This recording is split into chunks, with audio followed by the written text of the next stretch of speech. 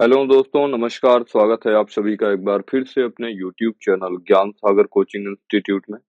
तो जैसा कि प्रीवियस क्लासेस में हमने स्टार्ट किया था बहुपद, और बहुपद में हमने क्लास 10th की एनसीईआरटी का एक्सरसाइज 2.2 तक अभी तक क्लियर कर लिया है, डिस्कस कर लिया है उसके बारे में। आज की क्लास में हम लोग डिस्कस करेंगे बहुपदों का विभाजन क्या होता है और उनके विभाजन एल्गोरिथ्म के बारे में सीखेंगे, ठीक है।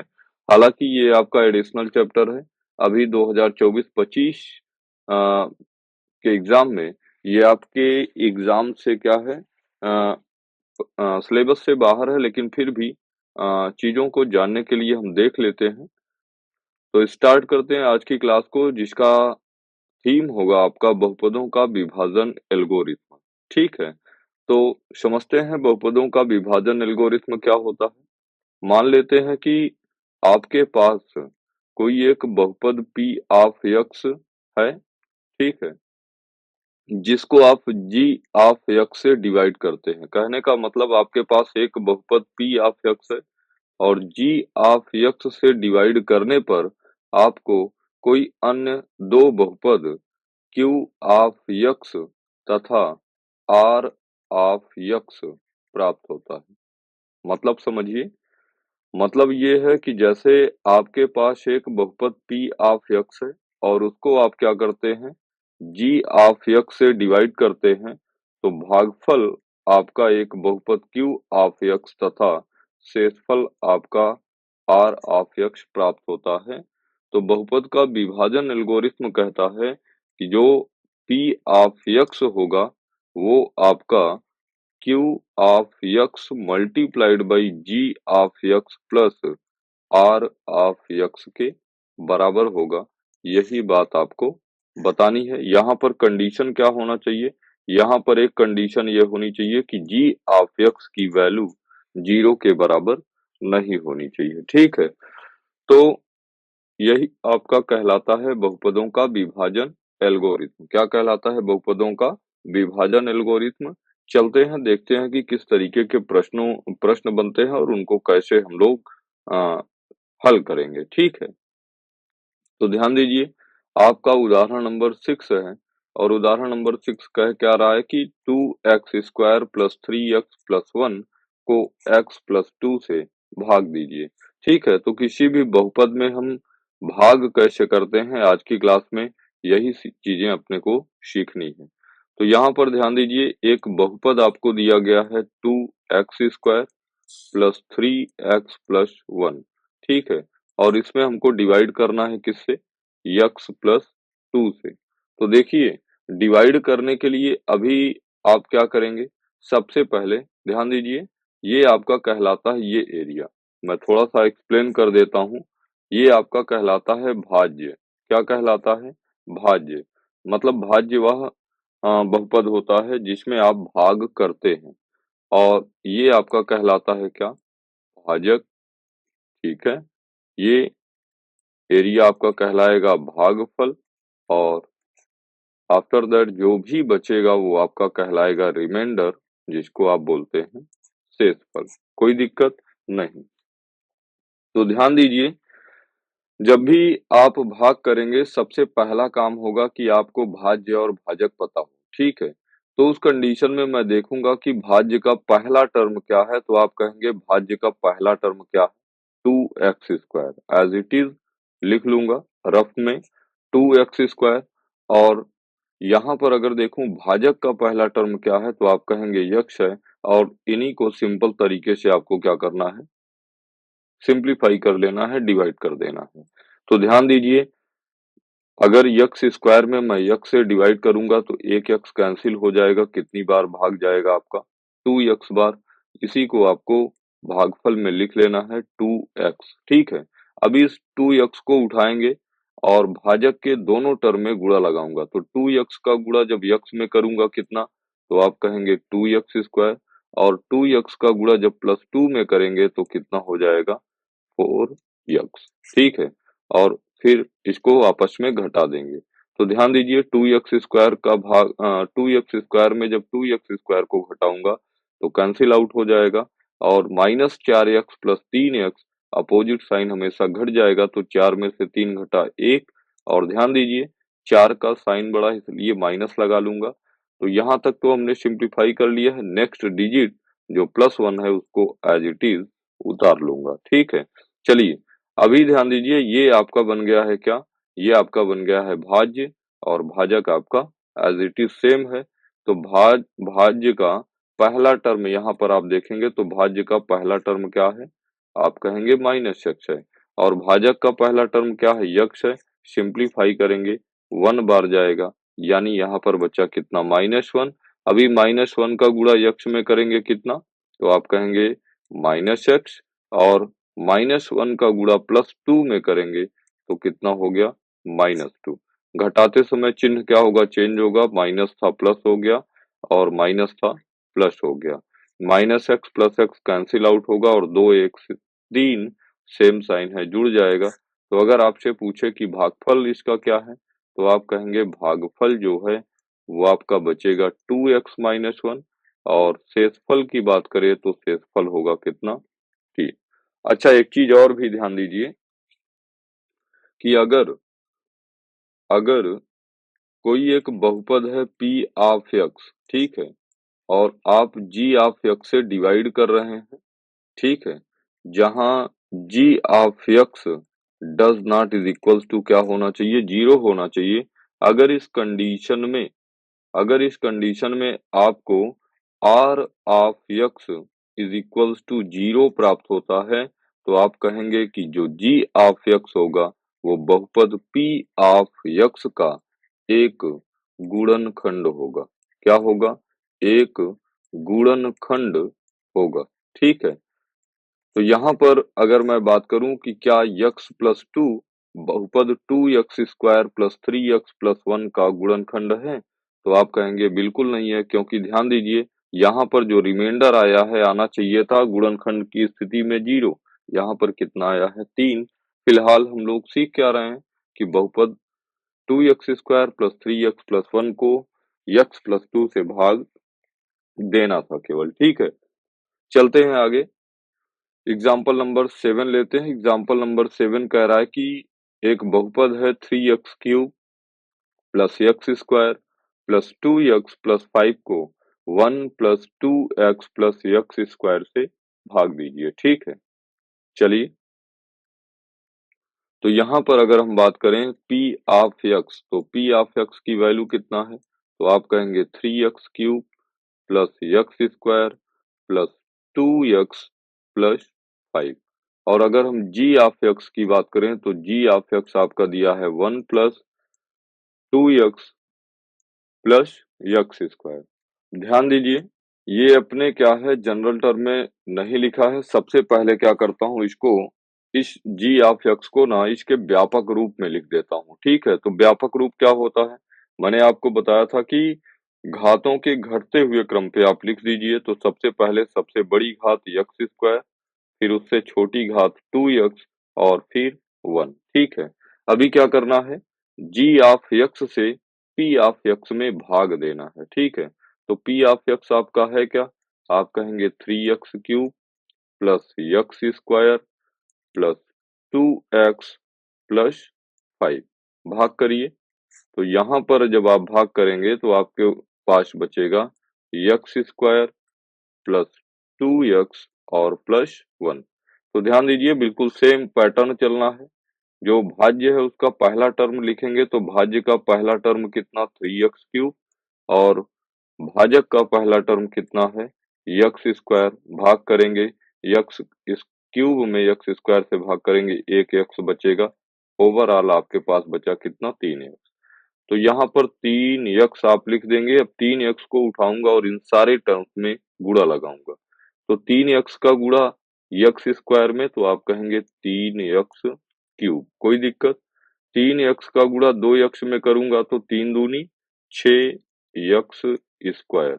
और ध्यान दीजिए 3x का गुणा 1 में करूंगा तो 3 एक नम 3x और घटाते समय चिन्ह क्या होगा भाई? चेंज हो जाएगा।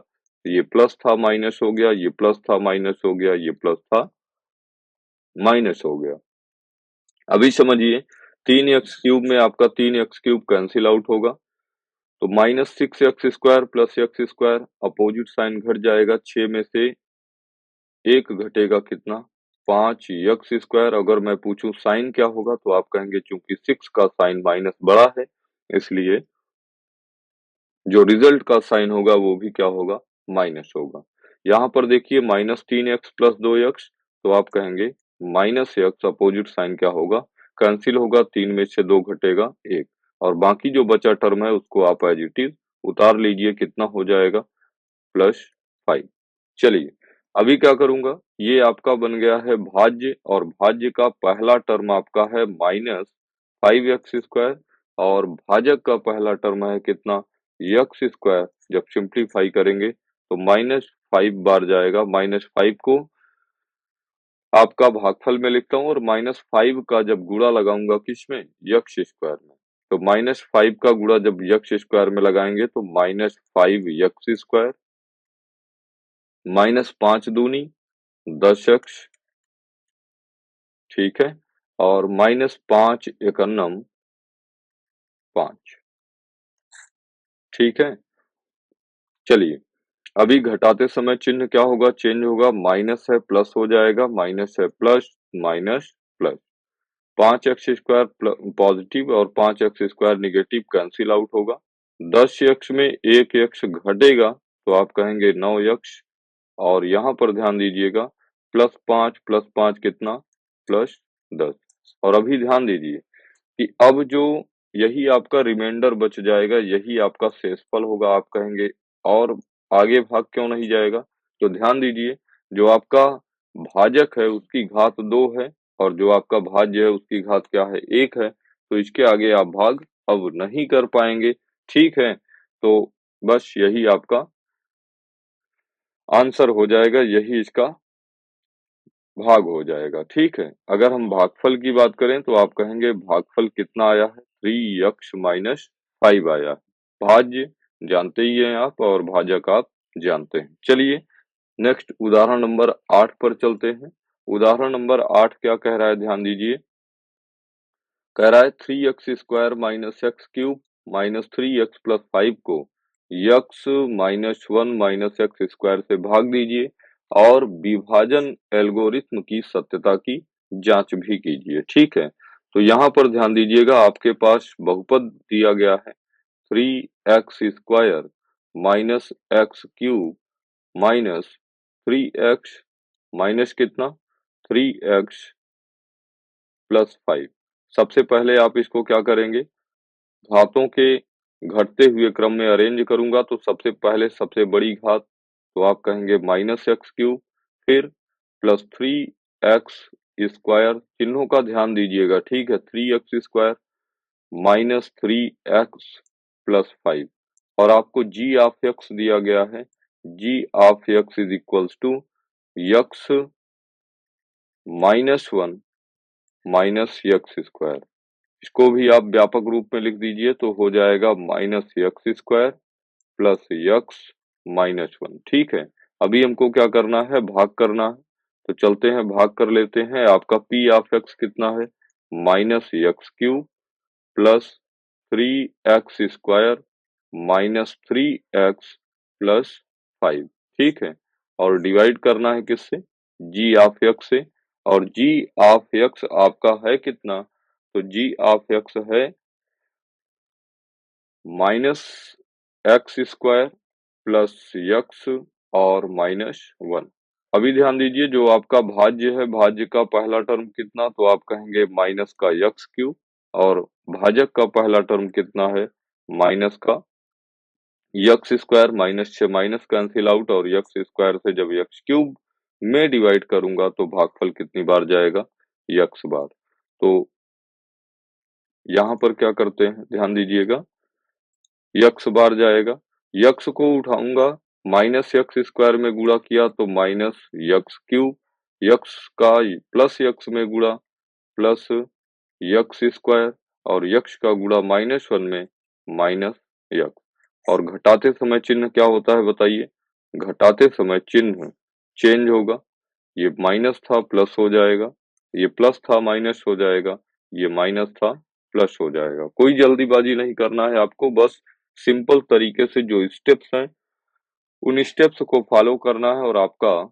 आंसर बिल्कुल एग्जैक्ट और एक्यूरेट निकलेगा। ठीक है, तो plus x cube minus x cube cancel out होगा, 3x² प्लस का माइनस x² माइनस का, तो 3 में से एक घटेगा 2, प्लस साइन बड़ा इसलिए साइन भी प्लस, और minus 3x plus x opposite sign घट जाएगा और निगेटिव साइन बड़ा इसलिए निगेटिव साइन, 3 में से एक घटा कितना 2, प्लस 5 को आपको एज इट इज उतार लेना है। ठीक है, अभी ध्यान दीजिए, ये आपका भाज्य है, पहला टर्म कितना एक्स 2x² और भाजक का पहला टर्म कितना, तो आप कहेंगे माइनस x², x² से x² कैंसिल आउट होगा, भाग जाएगा -2, तो -2 का गुणा माइनस x² में करूंगा कितना माइनस माइनस प्लस, कितना माइनस माइनस कितना प्लस 2x² और -2 का गुणा प्लस x में -2x और -2 का गुणा -1 में +2, घटाते समय चिन्ह क्या होगा चेंज होगा, ये निगेटिव ये पॉजिटिव ये निगेटिव, ये कैंसिल आउट होगा। ध्यान दीजिए -2x प्लस के साथ और -2x माइनस के साथ कैंसिल आउट होगा और 5 में से 2 घटेगा कितना 3। अगर आपसे पूछा जाए भागफल कितना, तो आप कहेंगे भागफल है अपने पास x-2। अगर आपसे शेषफल पूछा जाए शेषफल कितना, तो शेषफल आप बोलेंगे कितना 3। और अगर आपसे पूछा जाए भाज्य कितना, तो आप कहेंगे भाज्य है आपका -x³ plus 3x² minus 3x plus 5। और अगर आपसे पूछा जाए भाजक कितना, तो भाजक आपका हो जाएगा -x² प्लस x माइनस 1। और ध्यान दीजिए, जो भाज्य होता है वही आपका कहलाता है p ऑफ x, जो भाजक होता है वही आपका कहलाता है g ऑफ x, जो भागफल होता है वही आपका कहलाता है q ऑफ x, और जो शेषफल होता है वही आपका कहलाता है r ऑफ x। ठीक है, चलिए, तो अभी हम क्या करते हैं विभाजन एल्गोरिथ्म लगाते हैं। क्या लगाते हैं? विभाजन एल्गोरिथ्म। थोड़ा सा ना चीजों को इधर मैं अरेंज करता हूँ।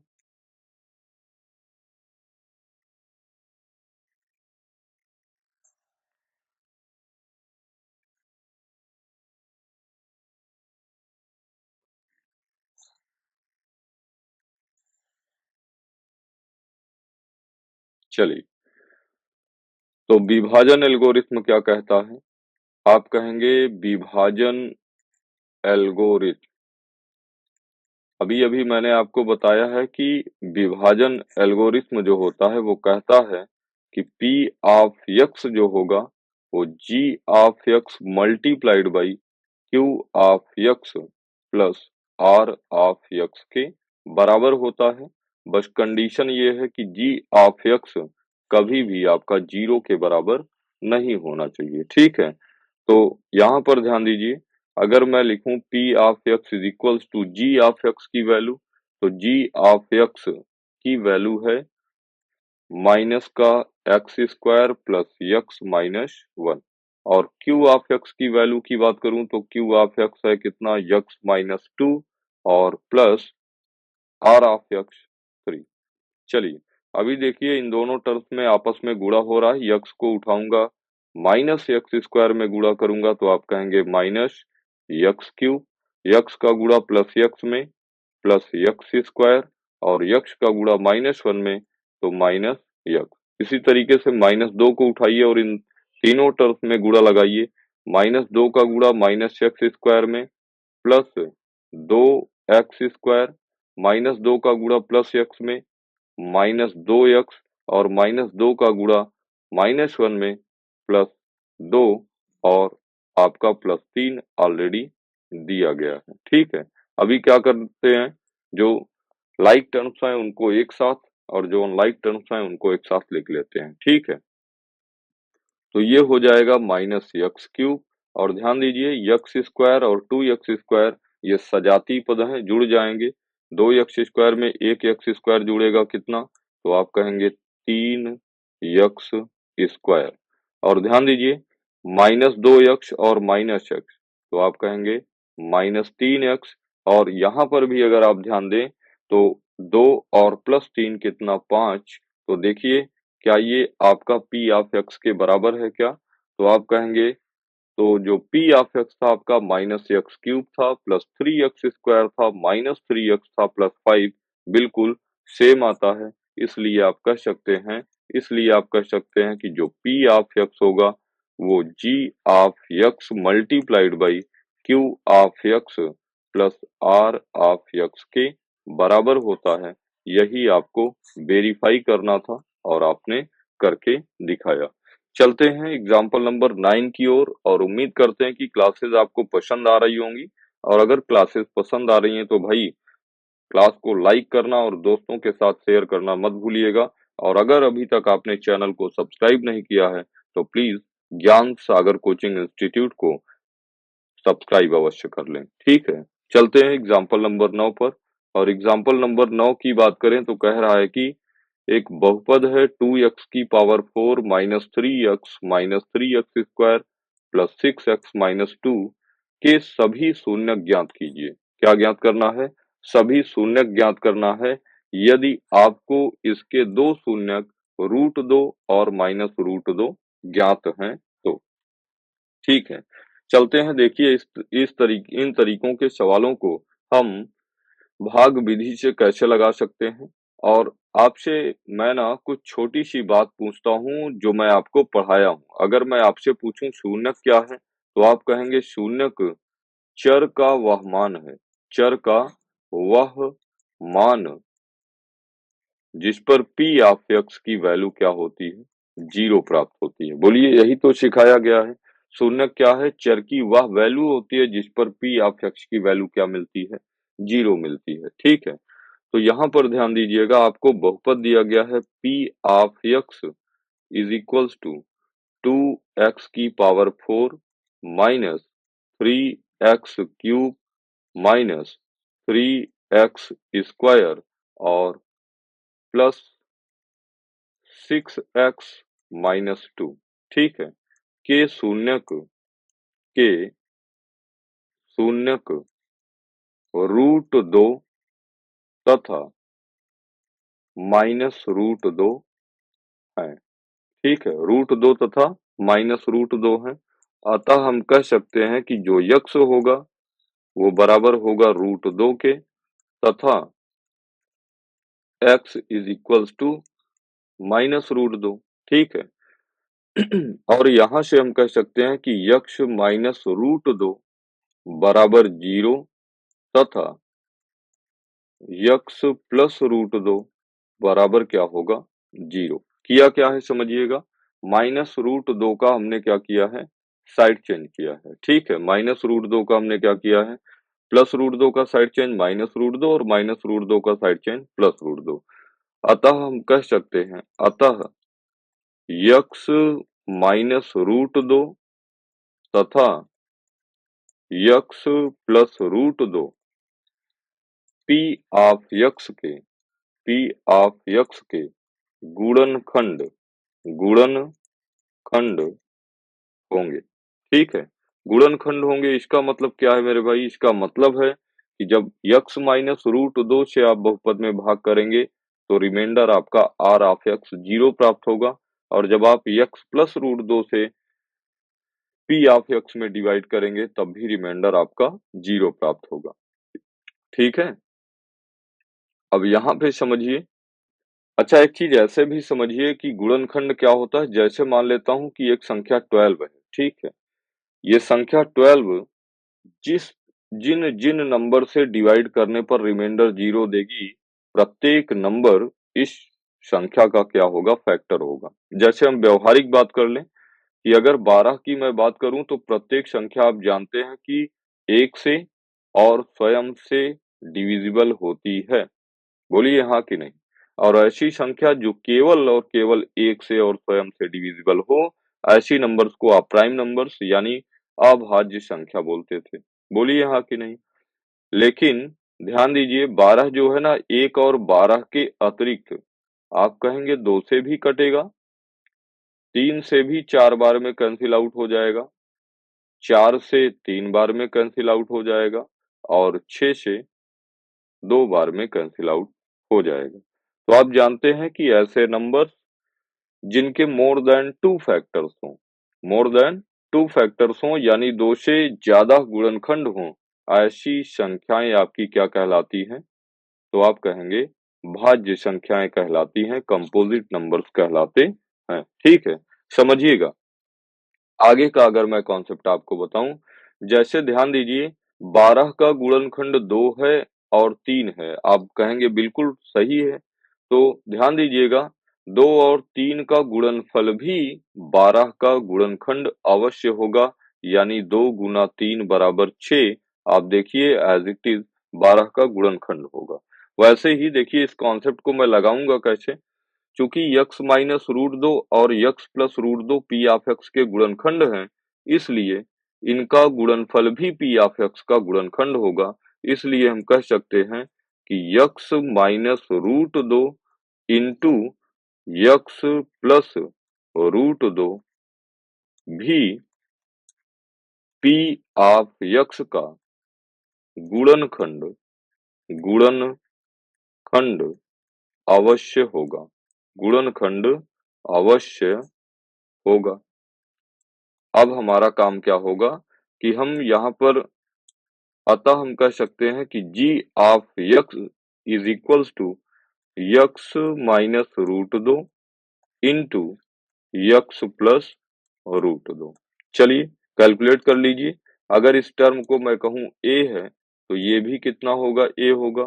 और इस टर्म को अगर मैं कहूँ बी है तो ये भी कितना होगा? बी। और आप जानते हैं ए माइनस बी इंटू ए प्लस बी बराबर होता है ए स्क्वायर माइनस बी स्क्वायर।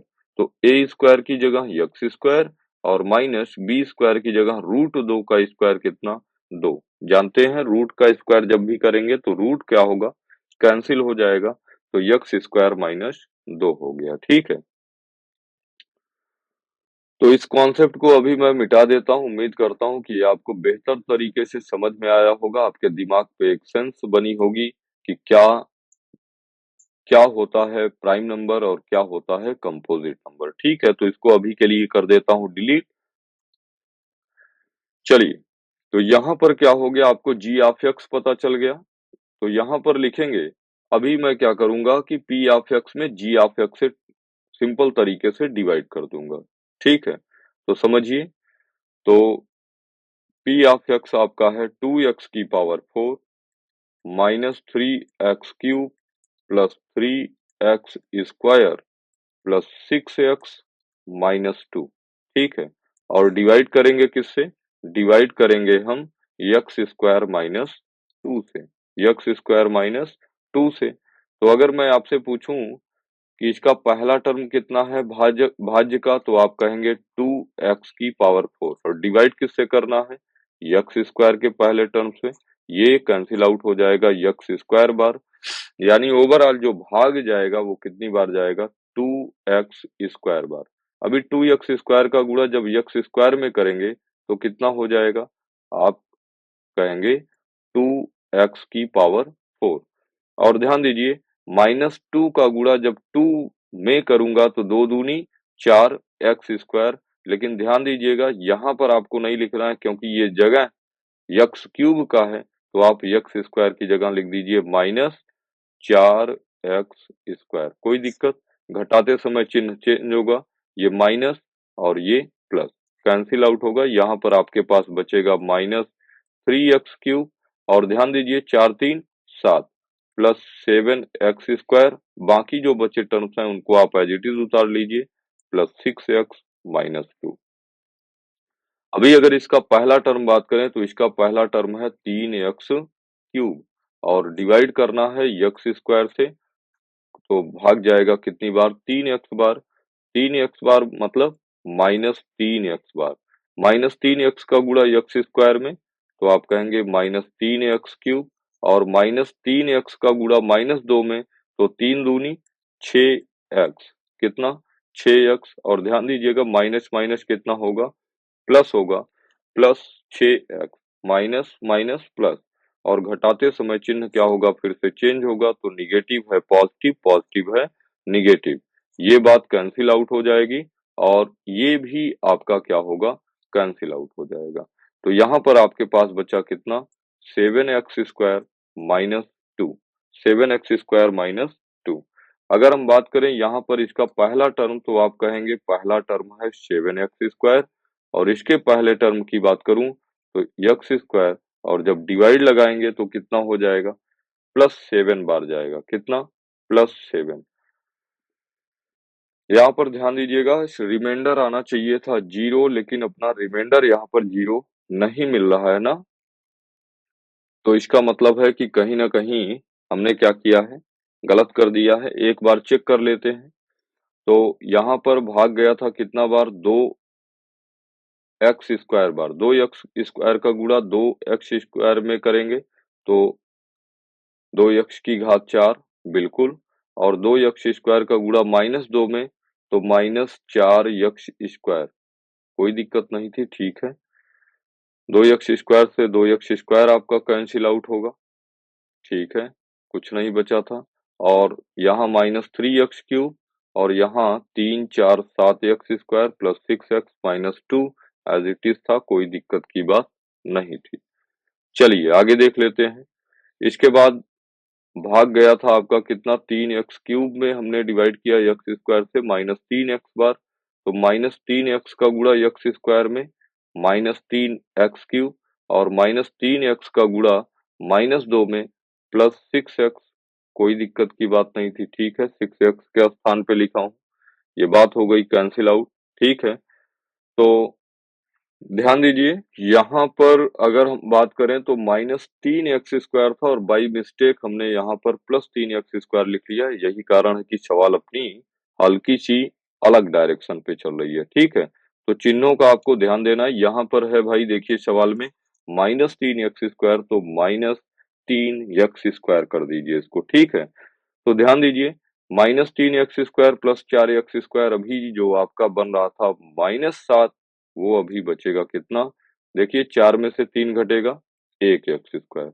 यहाँ पर भी जहाँ पर आपका 7x² बचा है, ये आपका x² होगा, ठीक है। एक चीज ध्यान दीजिए, मैथमेटिक्स आपकी इसीलिए ईज़ी होता है क्योंकि ये आपको ना गाइड करता है कि आपने, ये आपको बताता है कि आप ना इसके साथ कहीं न कहीं गलत कर दिए हैं। तो रीचेक आप कर लीजिए एक बार, और सवाल मैं बताने का भरपूर प्रयास किया हूँ, बस यहाँ पर आपका एक डिजिट चेंज हो गया था, एक साइन चेंज हो गया था, जिसकी वजह से हल्की-सी दिक्कत आप लोग फ़ील किए होंगे।